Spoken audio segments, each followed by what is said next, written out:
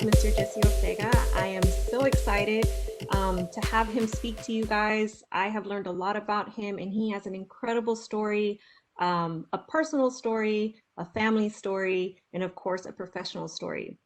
So I want to welcome Mr. Jesse Ortega. Hi, Jesse. Hi, Melissa. How are you doing? I'm doing great. Good, Your good. presentation is full of a lot of your story Mhm. and your family. But before we get started, do you want to share anything in particular with our audience?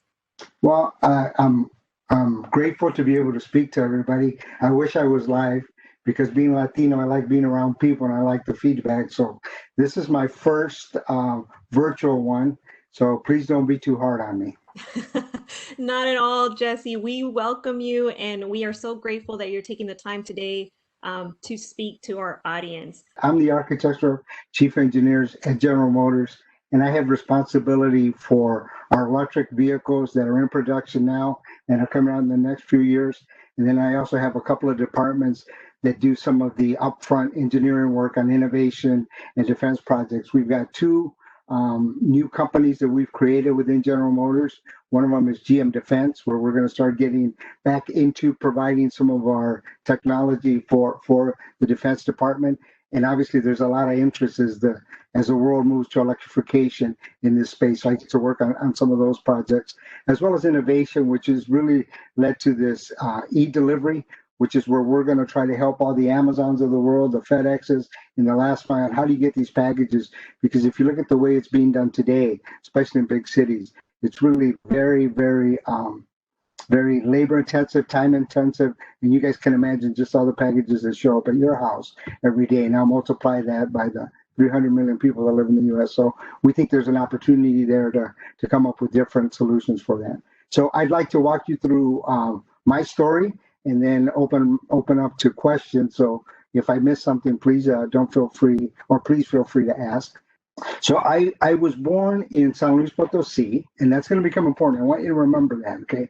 I was born in San Luis Potosi 62 years ago, and this is a picture of my family, and I'm the little one in my father's hands. He's holding me up, the one with the big fat head. Still have the big head, still have that. And my parents divorced when I was 6 years old. And at that time, my grandparents and my tios and my tias were living in Stockton, California. So my mom brought our family to California. I went there when I was 6 years old. So I consider myself a Californian. I spent most of my youth there. So when people ask me where you're from, I say, I'm from California. My wife goes, no, you spent more time in Michigan. You're probably a Michigander, but I still consider myself in my heart a Californian. So I am one of 11 children that was raised by a single mother who was on welfare. And when we came to Stockton, the reason Stockton was attractive to my grandparents, my parents, is that there's a lot of farm labor work in the area. It's right in the middle of the Central Valley of California. So as a family, we would do farm work, and we continue to do that until better jobs and education came along, and we got better positions. So that's where I'm from. Next one, please. And when I came to the United States, it's interesting, right? There was no transition, there was no programs to help you ease into the education system. It's kind of like how your brothers taught you to swim. They just threw you in the deep water and said, swim. I'll kind of watch you, but you got to learn on your own. So you learn to swim your own way. So when I came here, you were put right away into classes. So you show up, you're in first grade, and people are asking you how to spell stuff. You don't even know what they're saying. They're asking you to write things, you don't even know what they're saying. So school was hard when it started, but the one thing that wasn't hard, and the one thing that really set me apart was math, because numbers are the same, not like the alphabet. And the alphabet language is different. So it became time. It was difficult to get some of the spelling and the writing, the history, but the math I could get. And the good part about that is that in this country, if you're good in math, they give you a lot of leeway. You can not comb your hair, you can come, to school dirty, but man, if you could do the math on the board, the teachers loved you. They loved you a lot. So teachers started taking an interest in me. They started teaching me. I got better at school, and I learned English kind of, sort of, I learned as best I could. But so that was important. And then next slide, please.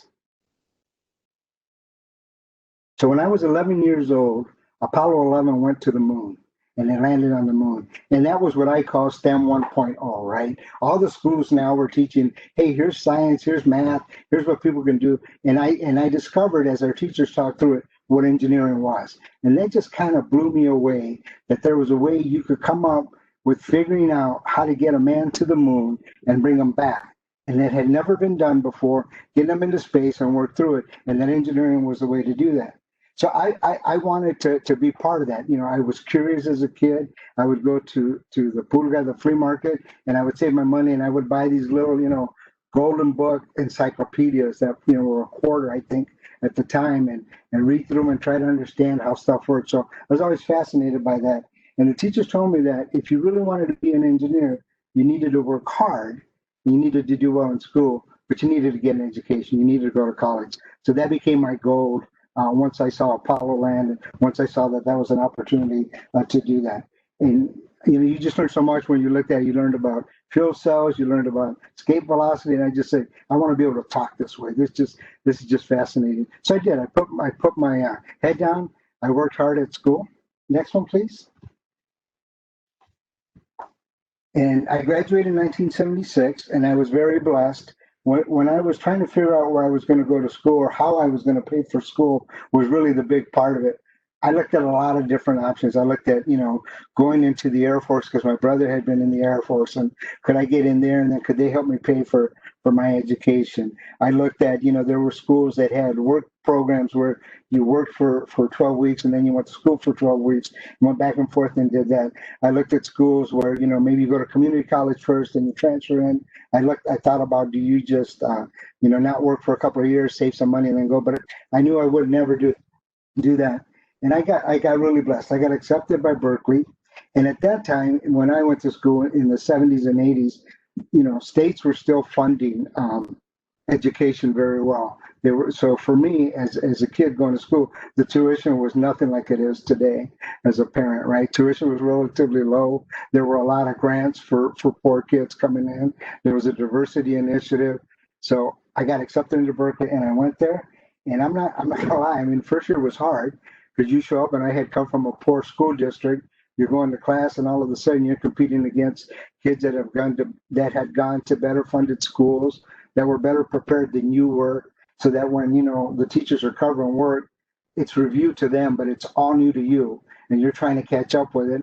You're trying to accommodate yourself to an entirely different environment where you used to be everybody that you knew had dark hair and dark eyes, and now you're one of the few ones that has dark hair and dark eyes. So it was all very, very different. But I learned a trick. And the trick I learned was that I would take whatever textbook we were going to get. Let's say it was physics. I'm coming up, so I got my class book. I go buy the book for physics, and I would just open it up. And it opened up to page 423, and I would circle that page. I just circle it with pencil. I'd read it, and I wouldn't understand anything about it. Close the book, go back, go through class, and then 2, 3, 4, 5, 6 weeks, whatever it was, eventually you get to that page. And when you open that page, there's your marking. Now you read it and you understand it. You know what they're saying. And I thought, yeah, that's pretty cool. I am learning. I do belong here. So I did. I did really well in school. And after my sophomore year, I won a General Motors scholarship.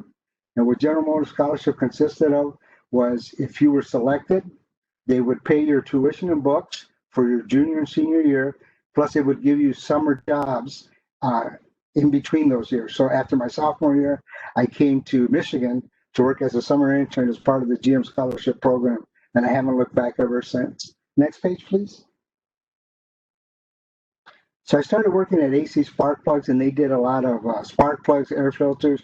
I did work there that involved things like cruise control, mechanical cruise control system. So I learned how to be an engineer. I learned how to be a product engineer, how to develop a component, how to test it, how to work with suppliers, how to get it validated, and how to make sure that it performed in the marketplace. So that taught me how to be what I thought was a good engineer. Next one, please. In 1986, General Motors knew that there was a lot of competition that was coming in, and they wanted to try to change our approach to it. So they came up with a new corporation, and it was a blank sheet of paper. It was the Saturn Corporation. It was going to have its own dealership, its own plant, its own engineering, its own everything, just to rethink how we were going to do business. And I was one of the first engineers that got recruited to go work for Saturn, and that came at a good time. Because when I came into GM, it was very hierarchical. People wore ties at the time. It was really top down. It was structured, and Saturn was different. Saturn was, we're all in. There's enough here for everybody. We're going to work with the union. We're going to work with the retailers, and we're going to change our mind from I just want to sell you a car to I want to sell you every car you're ever going to buy again, right? And that changes how you look at people, right? Because if I'm going to sell you one, then it's just once I get that, it's done. But if I want to sell you the next one, I got to continue to be righteous. I got to be, have integrity. I got to treat you right. I got to look out for you. And it changes the whole relationship. So that was attractive to me. I worked there for 16 years. One of the best assignments I had at General Motors. And at the end, towards the end, I wound up as I had a lot of different positions, was getting promoted. And I was the chief engineer of the Saturn Vue, which is the first small compact SUVs. You see them all over the place now. They're everywhere. You can't go anywhere without seeing them. But that was one of the first ones we brought out, and it had all plastic panels. It had some unique manufacturing processes for how we did the engine, how we did the panels. We did the entire interior. We manufactured. Phenomenal job. So next page, please. So I thought I had reached the top of the gold, and they folded Saturn back into General Motors. And when they folded Saturn back into General Motors, my boss told me, he goes, well, what job would you like at General Motors? And I said, well, I'd like to be a chief engineer. That's kind of what I did at Saturn. And they said, no, that's a Saturn chief engineer. This is General Motors. You got to do some assignments here to prove that, you have the knowledge and you have the drive and the enthusiasm to do it. So I was the director for suspension systems for all North American cars. So I got to work on Corvettes. I got to work on every car that was made in North America. We were doing the engine mounts. We were doing the steering system. We were doing the shock absorbers. And that was my team, leading a team of 100 people to do that. Next page, please. After that, I took over the leadership of the studio engineers. And the studio engineers work with our creative designers. So the ones that really design and draw up the cars that you see all the beautiful artwork for, you got to put the engineering behind them. And that was our job. Our job was to work with them. So again, very cooperatively, taking what's in their head and not just making one, but making 100,000 of them a year, being able to engineer them that way. So that was a phenomenal job. Next slide, please. Then I became the director of vehicle performance out at Milford Proving Grounds. This is our Milford Proving Ground. And if you look at the circle at the top, that's a circular track, which is a 5-mile long track where we can go up to speeds, and it's banked. It's the one where you see all the pictures of people riding cars on the top of the bank. That's where they're doing it. That's where we're doing all our Corvette testing. And then the one on the left that goes across the whole thing is a 1-mile long straightaway. So we can do 0 to 100, and then we have a great test that goes 0 to 100, then 100 to 0, right? So you accelerate as fast as you can, then you stop as quick as you can, and then all the rest are test tracks for different testing dynamics that we're doing. So I ran that team, ran the entire team for every vehicle that was being developed at General Motors. And when I did that one, they said, okay, now you can be a chief engineer. So next page. For those of you in Texas, I became the chief engineer of full-size trucks, which are built in Arlington, they're built in Salado, Mexico, they're built in Canada, they're built in Indiana. So, just a phenomenal program. And I was the chief engineer of that for a couple of years. So it was great. I learned how trucks work. I'd spent a lot of my time on cars. Now I had the truck side of it. Next slide, please. And then in 2009, I was named the architectural chief. And what an architectural chief is, they have responsibility for all the vehicles that are coming off of that architecture. And the architecture that I was asked to lead was our midsize car architecture for the globe. So what you're looking at here is, we got the Impala, we got the Malibu, we got the LaCrosse, we got the Opel Insignia, and these are cars that we were building, that we eventually built at the rate of 1 million a year around the world, sold in 100 countries, and I was able to go to China, to Germany, to Korea, wherever we were building, just to work those through. So that was a phenomenal job. And I did that job since 2009. And here's one, you'll love this.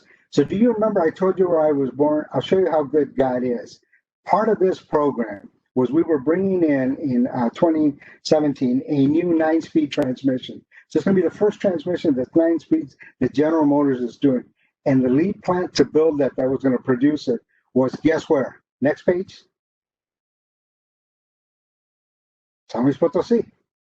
So I had the honor of going back to where I was born to talk to the people that were building that 9-speed transmission for General Motors and thank them for all their hard work. And they treated me like a king. I felt like that lost son coming back. It was phenomenal. It was one of the highlights of my career. Next slide, please. Since 2016, I've been the architectural chief engineer of I had the Volt, the original little Volt with the V, with the hybrid, and then I've also had the Chevy Volt, and we've got variations that are coming off of this. As I mentioned at the beginning of this, I also have responsibility for the innovation and defense work. So anything that's electrified as we start going forward, those are falling under me to look at, and then we move them forward. So next slide, please. This is us. We've got 2 new programs that are coming up. The one on the right, these are prototype builds that when we finish them up, we had a celebration. And again, it's fun to celebrate wins. The one on the right is it was codenamed the B121, as you see up there, but it's now called the Velite 7, and we just launched that in China here last month. So we're selling those in China now. The one on the left is one we're going to be building here in Michigan beginning next year. And it's, again, another electric vehicle that we'll see. So the good part about this job is you get to see it from the very beginning all the way to they're in production and even past production, so you can start to get the feedback from the customers. Next slide, please. And then I also got to work on the AV bolts that we put out in California under Cruise automation. So this is a vehicle that we built prototype. In the future, we're taking a look at how do we make AVs work. So if you think about a Lyft driver or a Lyft car or Uber without a driver, that's what you're going to see. You're still going to order them on your computer, on your phone. They're going to come in. You're going to get in. They're going to drop you off. It's going to change the world. Next slide, please. I've been blessed, like I said. I've traveled around the world. I've climbed the Great Wall of China. I've driven on the Autobahn in Germany. I've been on the Nuremberg race ring. I've gone to Korea. I've gone to Mass and Notre Dame in Paris. And believe it or not, I've even sung with mariachis in Korea. Next one, please. I get to be the face of the car. So whenever we introduce them, I get to be the one that talks about them. So here's some pictures. One of them is in Germany. One of the bottom ones in New York when we launched it in New York. And then the other one was we were in California and we were showing it to the journalists from Mexico. And part of what I did was I had my Superman shirt underneath. And at the end of it, I'm buttoning my shirt and they're wondering what the hell I was doing. But when I showed them that, that's the picture that ran in a lot of the newspapers when they went to press in Mexico. So pretty proud to show where I was from. Next one, please. But what I really enjoy is really spending time with young Latinos who are interested in engineering, who are interested in wanting to pursue this. Because, where we're from, there's not a lot of role models that show that. I mean, when I was in high school and you start talking about going to engineer, counselors are trying to talk you out of it, right? Because there's not a lot that go on to do that. So I like getting out in front of people. I like talking to them, and I like talking one-on-one with them. And more than anything, it's the same story. It's the same story, just a different decade. You could see it in the writing. So that's what I enjoy. Next one, please. This is last year, and the reason I want to show this is because this was a career fair at Great Minds and STEMs. And I think it's important that as you consider this, there's a lot of people that want to get into. These are great careers. These are great opportunities. These provide fantastic lifestyles, and you get to work on cool and fun stuff. So you can see just the number of people that were there. So I want to go through just a couple of things that set up my mindset of how I've approached my work, how I've approached my life. And certainly for me, it's been successful. I'd like to share those with you on the next slide. So the first one is to have an abundance mentality. And what that means is that there's enough for everybody. I don't need to put you down to win. You don't need to lose for me to gain. Teamwork always wins. And, for a lot of us that have come from poor countries, we know how much this country has to offer. We don't have to fight. We don't have to be mean. We can do this as a team. And usually there's more than enough for everybody when we do that. So you got to go into every job, not that you're going to beat this out, but how can you make it more teamwork oriented? Second, you have to add value.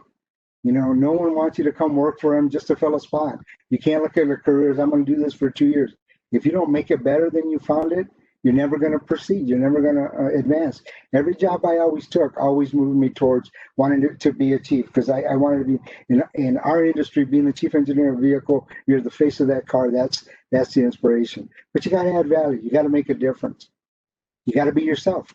God made you. You're different. Quit trying to be like everybody else. So whatever skills, whatever passions, whatever things excite you, follow those.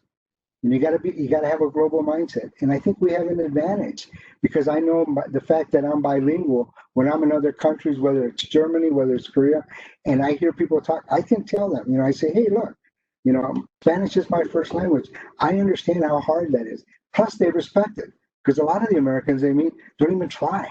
They just want to speak English. So you have an advantage there. Relationships matter. The guy that I worked with on a program in 1984, where we were putting a touchscreen in the Buick Riviera, is now my partner on these automatic vehicles. And we hadn't worked with each other for 30 years, and then we crossed back together. And that relationship was strong when we were 26, and it's strong now. And they matter, because you'll keep running into people. Get a strong foundation, get a good education, work hard at it, always want to learn. Any job they give you, master it so you know it, because the more you know, the wider your foundation is. And as anybody knows, the higher you want to go up, the bigger your foundation has to be, because otherwise it won't support it. So you got to do that. Most importantly, you got to make your mama proud, right? Whatever you do, everything you touch, you got to make sure you're always doing, would mama be proud of this? And you got to work towards that, because that'll keep you guided, and that's kept me guided on what I work on. So those are my, secrets to success, or however you want to call it. I call them my guideposts that I try to keep in front of me all the time as I work forward. Next one, please. But the one that makes mama the proudest has been my family, because you got to dedicate that first. You got to take care of that above everything else. So these are my 9 children, and these are 8 of my 12 grandchildren. So with that, I'd like to close and say muchas gracias for letting me join you. And Melissa, I'll turn it back over to you. Thank you, Jesse. I have seen this presentation before, so I cheated a little bit, but I love your story. I love the guidance that you're giving our audience, whether you're in middle school, high school, college, or whether you're switching careers right now at this point. I think it has across the board. And so we thank you for your kind words and sharing your experiences with us. One thing that you had mentioned was school and what inspired you to become an engineer. During that time, did you have any role models, teachers, counselors that helped you with that inspiration, that said, you know what, if this is what you want to do, here are the steps to get there? Or did you have to figure that out on your own? I think, like when I was in elementary school, I had role models, because as I said, I've always liked math. I've done well in math, and there were teachers that would push you, that would challenge you, that would make you want to work. So I certainly had that. And in high school, we had our different, some of the teachers were Latinos, Latinas, and they would encourage you, just because it hasn't been done. Because a lot of them, they were the first ones that had gone to college. It wasn't until I got to Berkeley, to be honest with you, because the people that I grew up, we, in the neighborhood, there weren't a lot of doctors, lawyers, or, even people that had gone on to college. Most people wanted to work right after they got out of high school, because they wanted to go out on their own. But when I got to Berkeley, there were organizations. I hooked up with a couple of organizations that were Latino based. There were friends, that I met that were Latino based. And then, over time, as you start to see the professors, the biggest thing that I had to get over in my head was that I could do it. right? That I was up to it. Because once I believed that, then it just came. Then the opportunities just seem to come. It seems like they flow towards you. And that being said, you mentioned having an open mentality. Can you share with our audience how to open your mentality to new opportunities? Because sometimes we miss opportunities that may be right in front of us because we don't have that open mentality, we miss those. How to overcome Yeah, that challenge? yeah. I think that's probably the hardest thing to do, right? So for me, my open mind came from because I'm really curious.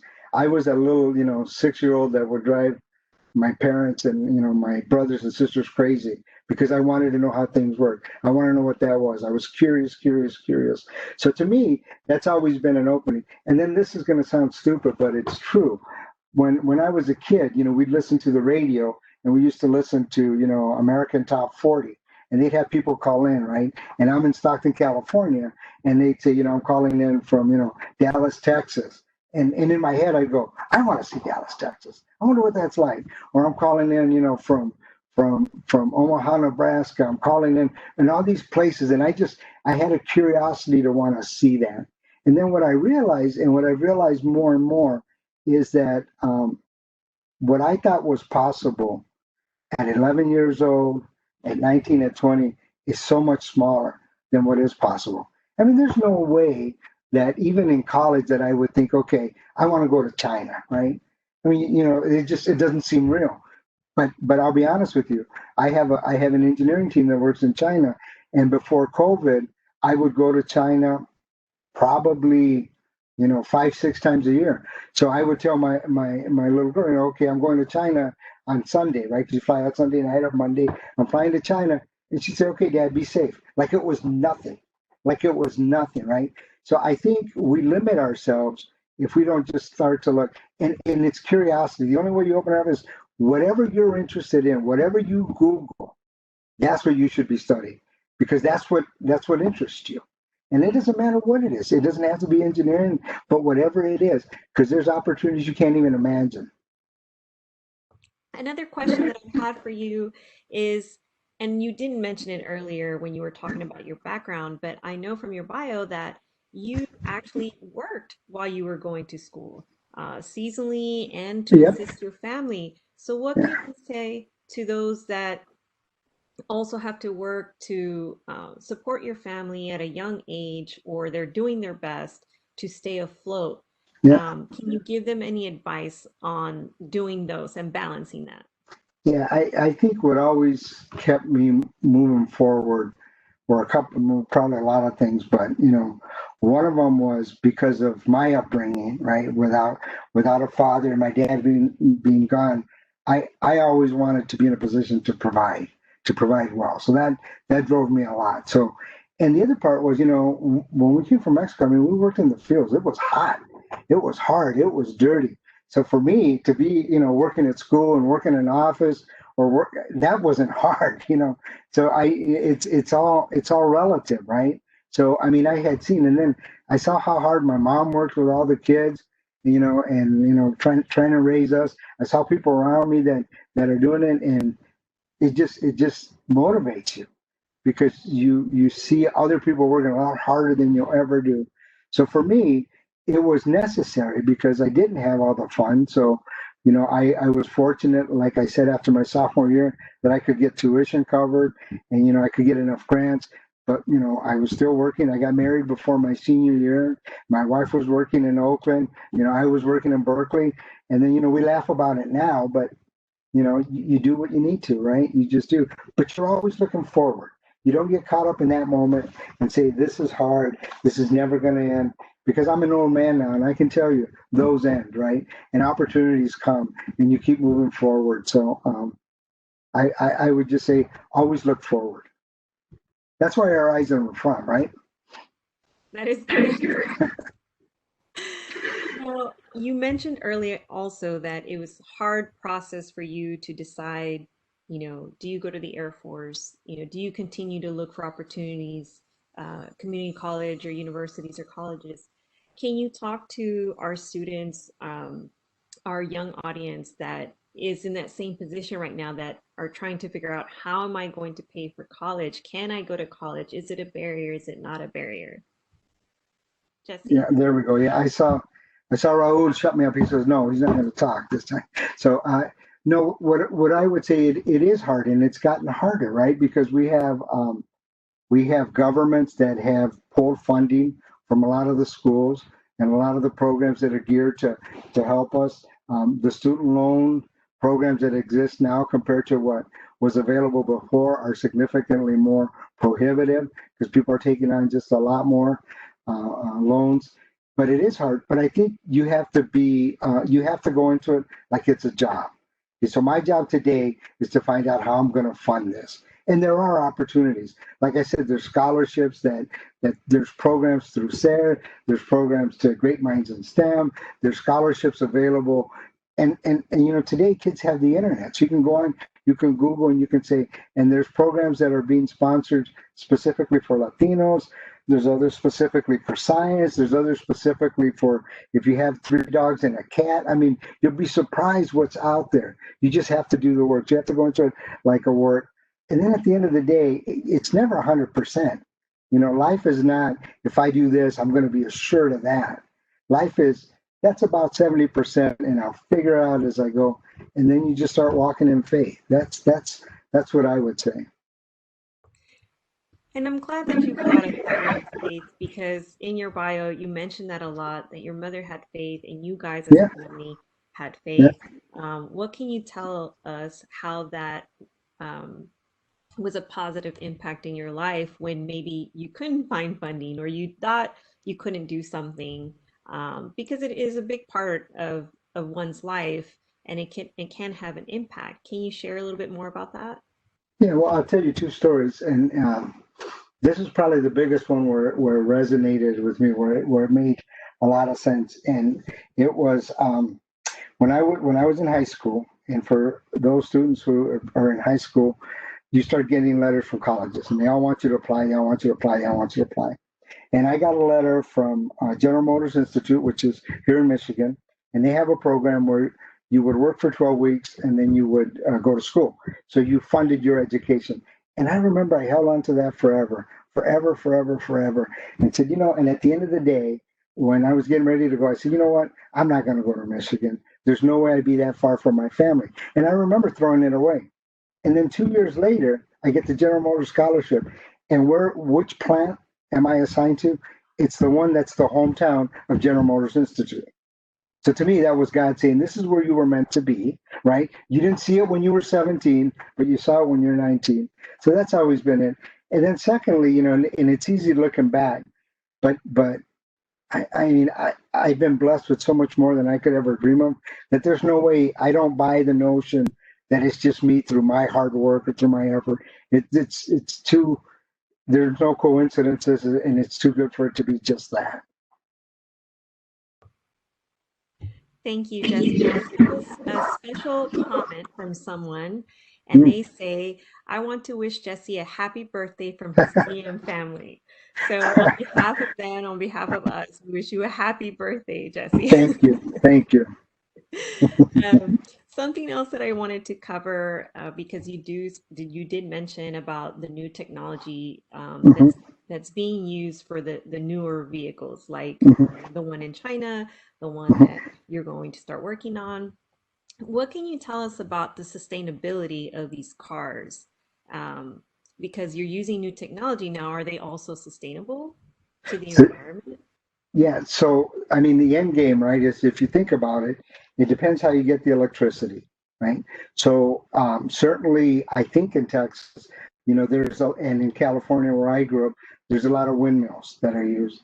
In certain states, there's a lot of hydroelectric power that's being used, and that's renewable, that's just sustainable. There's a lot of solar in Arizona, there's a lot of solar in California. So if we can get to the point where we could solve the energy grid situation, because that's really what's driving it. And we've got a dated engineering grid system where we don't have any storage. So you can generate energy during the day, but you can't store it. Okay, you have to use it during the day. So if we could create, and there's companies around the world, Australia's leading it, Hawaii's doing this, where they're using huge battery farms and they're storing it. Now they could use it.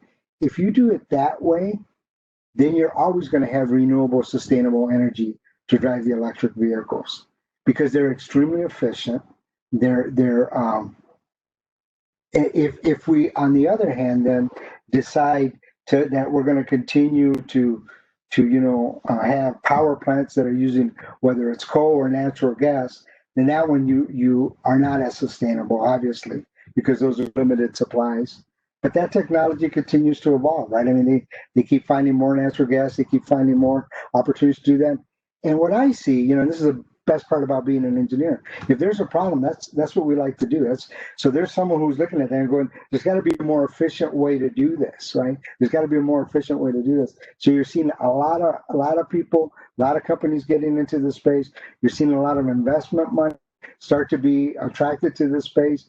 So I think we're going to solve the energy grid problem and how we power that. And once we solve that, then you'll be able to plug into your car when you come home, and you never have to stop at a gas station. Well, I can't wait for that day because I do not like stopping to pump for gas. I'm one of those people that are always driving around with a quarter tank, and Yep. my father, if he's listening, is probably hating me for saying that, Oh. but it is true. So I cannot Yep. wait for that new technology. Now, Jesse, you also mentioned that you have been in some of these cars, these test models. Yeah. What does that feel like? Is it really that much different than you driving than not being in the driver's seat? Yeah. Well, it does, right? So we've chosen, our company has chosen to do our development work in San Francisco because the way the vehicles work is they have what's called machine learning or artificial intelligence. Just sounds sexier, I guess, but it's machine learning. But it's kind of the way you learn things, right? So you see things, you see situations, and you're always adapting, you're always making changes in how you process that information. So if you're in a city like San Francisco, which is very dense, a lot of people, traffic coming in, the machines learn quicker, right? The computers learn quicker. So I went out there when we first started. We still have a test driver that sits there just in case the car does it. And two things I would say. The first time I went out, it felt kind of like a 16-year-old driving because it was a little hesitant, so that was a little different than I would drive or that, anyone who's had some experience driving, but it was being safe. Our overriding concern is safety. So it does things that most people don't do. So when it comes to a stop sign, it stops, it fully stops, and then it goes. So there's some of that. Recently I was out there again, and they're more refined now. The turns are easier. You could see it. It's not as tentative as it has been. And we had come out. We were coming down a hill, and there was a car. And for those of you who haven't been to San Francisco, it's mostly all parallel parking. No one has driveways because it's a city, so people are parking in the street. And there was a person who was coming to go inside one of their cars when we were coming up. So the car stopped because the person was going to open its door. Person got in, closed the door, and the car still stopped. And it stopped long enough where I started thinking, is it stuck? Why aren't we going? The person's already in the car. We could pass that. And the minute I had that thought, a bicyclist came flying down the side of the car. The car had seen the bicyclist and was waiting for him to pass. I hadn't. I would have pulled out and hit the cyclist. So it's looking, 360. It's using LiDAR so it can see further than you can and processing that information. So it's getting there. The biggest part is going to be still trying to get people to trust that because it's so different. But we went from manual transmissions to automatic transmissions, right? We went to cruise control. I worked on some of the first cruise controls, and those were old, diaphragm vacuum kind of stuff, not electric ones like we have today. But yeah, you'll get in a car today, and if you're cruising from Houston to Dallas or Dallas to Houston, you'll put it on cruise and you'll let it go, right? And it's slowing down and it's stopping. So as people become more and more familiar, and maybe not, for me or people my age, my generation, but the younger kids, in fact, there was a story when we were first looking at autonomous vehicles, and they were talking to the person at Google who was leading their project, which is now Alphabet. But he was leading. No, it's I can't remember. Or Waymo. They call it Waymo. It's their company. So he was doing the development, and the reporter asked, says, "Aren't you worried that with you and all your Google, I mean, it's distracted. Now you're going to put this in kids, and it's going to be distracted driving. You're going to do this, and it's going to allow them to Google all the time and be online. That's going to be distracted." And his answer was right. He said, to the kids today, it's driving that's the distraction. They want to be on their phone. So if they get somebody that can drive them somewhere where they don't have to worry about it, they're in. And I think he's got a lot of wisdom there. But we have some questions that are rolling in, and somebody's asking, can someone go on a test drive at GM in Detroit? So if they're talking about at the test track, no. Those are they're testing and development. So we do have with COVID we haven't had it in a while, but what we did have before was we had open houses, and then we also had bring your kids to work day, where we opened up the proving grounds and you could drive around. It was a set route, but you're in your car. And then every now and then we used to offer drivers training to some of the kids of the employees. So you can go out and you can on the test track, right? They will teach you how to drive. And the cool part about it is it's not normal driving. It's like if you get a flat tire, what do you do? If you go off the course here, and then we have this material, it's called Genite, which when we wet it, it's just like ice or snow. So it's teaching kids how to drive on ice and snow. So we've done that. But with COVID, we've cut a lot of that back. But someone just can't call up, make a reservations, and go out there. Now, if you have a family or a friend who can, maybe they can give you a tour of it. But to drive it is mostly left for test drivers and people that are certified. Because again, we don't want to have accidents out there. Thank you, Jesse. Now somebody has a two-part question. First part is, which vehicle did you like to work on the best? Okay, so the vehicle that I like to work on the best was the View for a couple of reasons, right?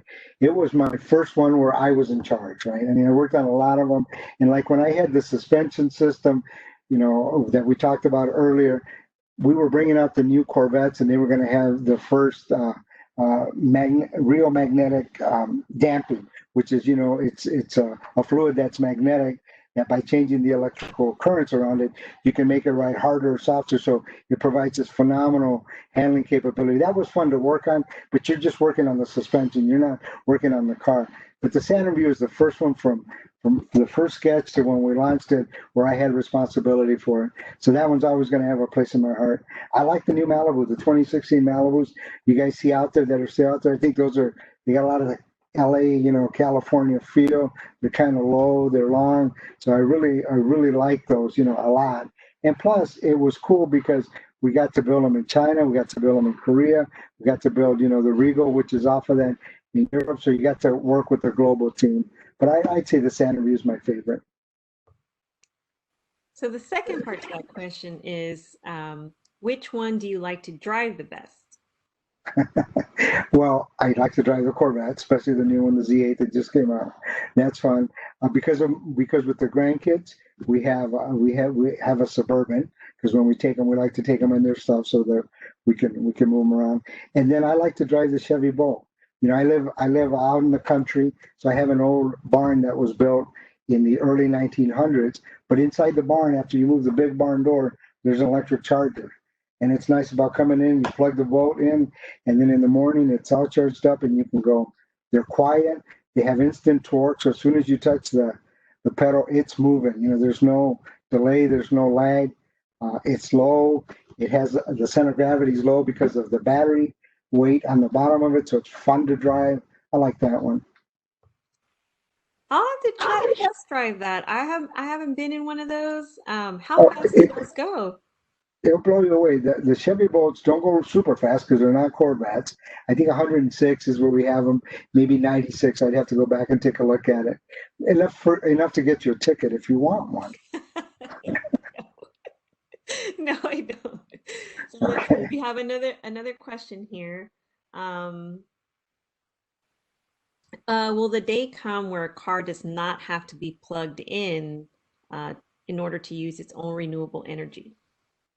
Yeah, there's a lot of work that's going on, and people who are interested in science, I would turn on to Nikola Tesla, right? Because he was one of my heroes, and he's the one that came up with AC current, the generators, and the motors that we use today.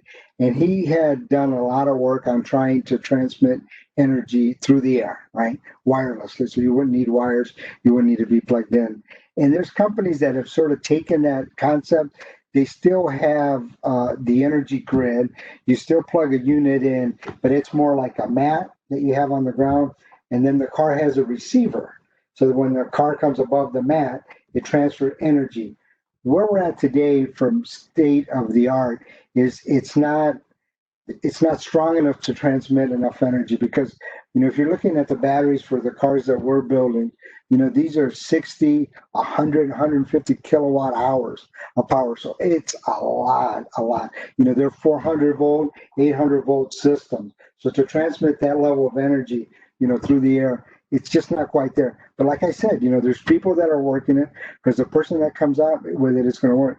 There's people that are taking, can we put something on the road so as you drive over them, it interacts with the car and it charges the car, right? I mean, you're driving on the road anyway. Now, you'd have to tear up a bunch of roads to do it, but, if it does it at the end, who knows? So there's a lot of people that are looking at ideas like that. Now we have another question as well. How expensive is it to maintain a Volt? Yeah, so what we have found is that it's less expensive, okay? Because if you think about it, when you have a internal combustion engine with a transmission, you've got fuel systems, you've got air delivery systems, you've got a lot of sensors and computers whose job it is to monitor the emissions of that because we have to meet emission requirements in the United States, so you're always doing that. And there's just a lot of moving parts. There's thousands of moving parts, right, in the engine transmissions of cars. In an electric vehicle, you have a battery pack, and it's got a lot of electronics to support that. You've got an electric motor, and that's the only moving part. And that, for the most part, consists of three parts and then a gear system. And most of them are either one or two gears, so it's not like a 9-speed transmission, so a lot simpler. And then beyond that, it's the high voltage electronics and the computers, which have a lot more reliability because we've been building electrical and computers and systems for so much longer and higher scale. So that technology's moved further, and it takes less effort to maintain them. You don't have any oil changes. I mean, you check your tires, but there's no oil changes. There's no fuel filter changes. There's no air filter change because you don't need any of that. So what we've seen is we look at it, and in fact, a big interest for electric vehicles. When I talked about the Amazon thing, is because there's a total cost of ownership that they look at, and having electric vehicles, even though they cost more, really has a total cost of ownership that's less than internal combustion engines over time, thousands of dollars over time. So they're easier to maintain. Well, definitely seems that it's less investment. Everyone should look at, really. I think so too.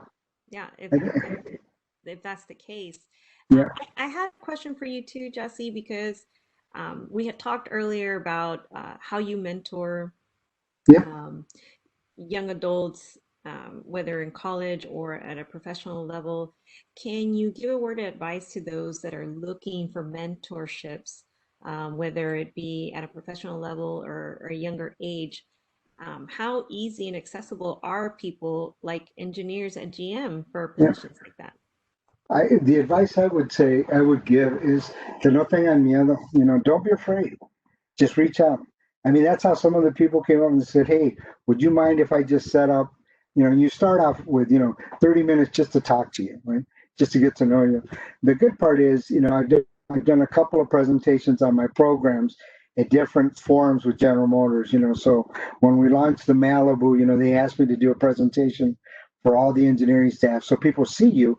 And then I started getting emails, from Latinos, Latinas that say, "Hey, could I just sit down with you and talk to you? Because, I'd like to think about being a chief engineer." And everybody's journey is different, but don't be afraid. Just reach out.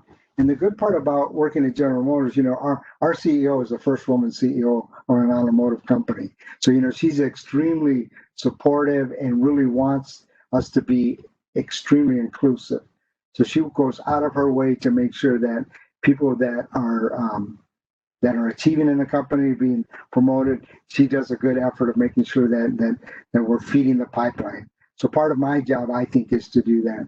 And then we have within General Motors, we have it's called an engineering resource group. So it's the Latino network is what we call it, and anyone can join this Latino. And then part of that is there's a formal mentorship program where executives sign up that are Latino, and then the engineers or whoever they may be that are part of that then get matched to the executives, and then we meet once a quarter, just kind of talk through how things are going. And then I also want to ask, because some people are wondering, does GM come out to high schools, middle schools to speak to their students like we are now? So what we've done is we have a lot of volunteers obviously in the Detroit area. We've got a lot of volunteers around Arlington because Raul's down there, and so we have these different forums. We got some in Phoenix. So wherever we have facilities, there's an outreach that's there that does go out. And in Detroit, which is where our headquarters at, and most of the workers are at here. We partner with the Southwestern area with a lot of the schools to sponsor the robotics competition first. There's tutors. We have there's elementary school programs which are introductions to STEM that we volunteer at. So yeah, I think there's an outreach to try to do that. And then beyond that, we'll go to different conferences. So we're a big part of Great Minds in STEM, or where they have regional offices, and then they have campuses, chapters at different colleges, and then those colleges reach out to their respective high schools that are feeders. So we got to start talking about this younger and younger. Talking to someone at 17 if they want to be an engineer, it gets kind of late. We got to find them when they're 9 and 10, right? And then really start showing them that it's possible, and showing them that there's a path, that it's not as hard as people think. It's hard, but it's not as hard as people think. And that being said, Jesse, what can you tell middle school and high school students that are interested in engineering? What kind of classes should they take? What does GM look for even at a college level? What kind of skills are you guys looking for in order to become an engineer at somewhere like at GM?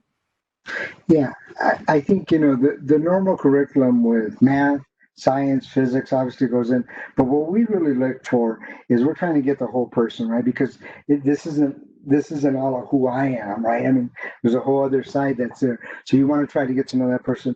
So the advice we give is do extracurricular things that you're passionate about, whether it's theater, if it's band. But you part of what we look for is you got to be able to do a lot of different things at the same time. You can't just be all I've done is school and that's it.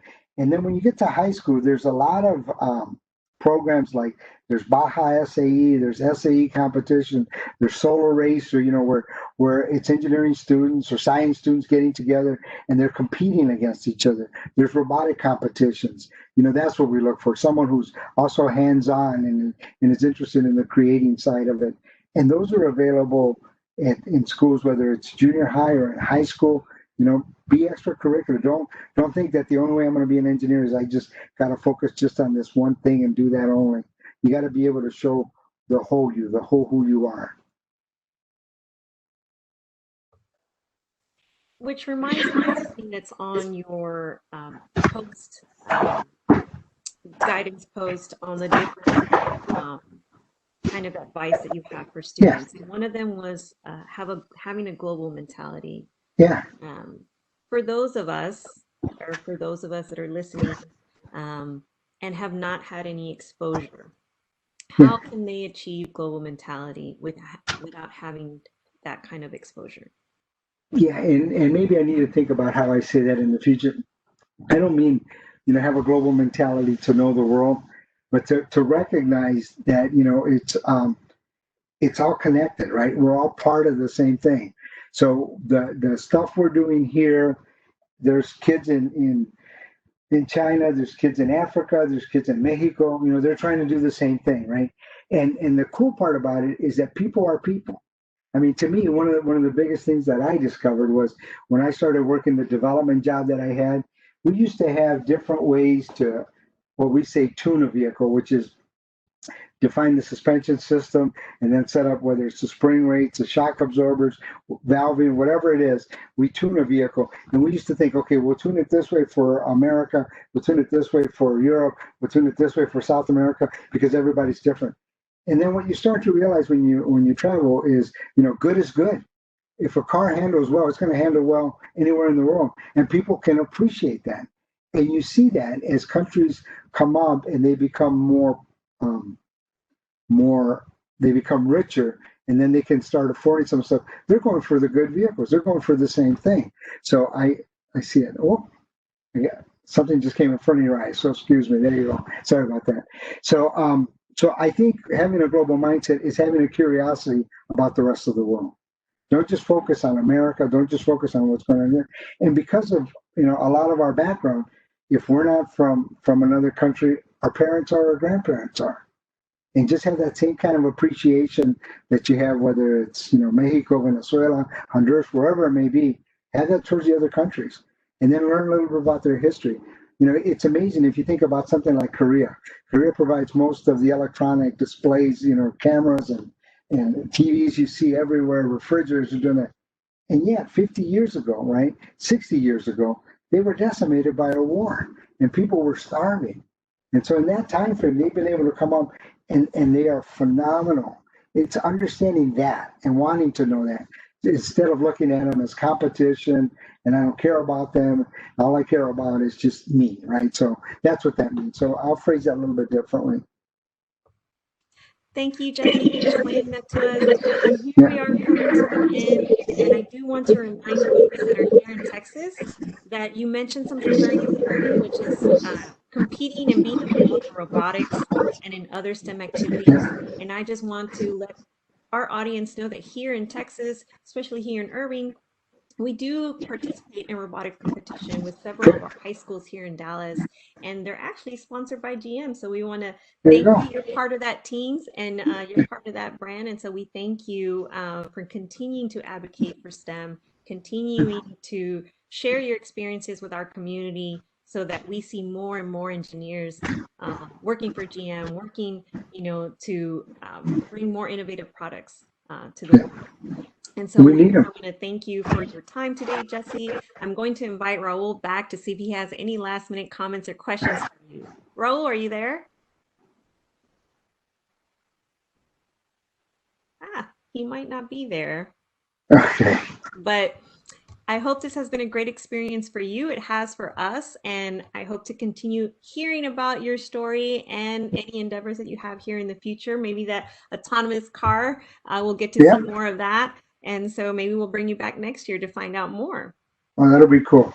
Thank you very Yes. much for asking me.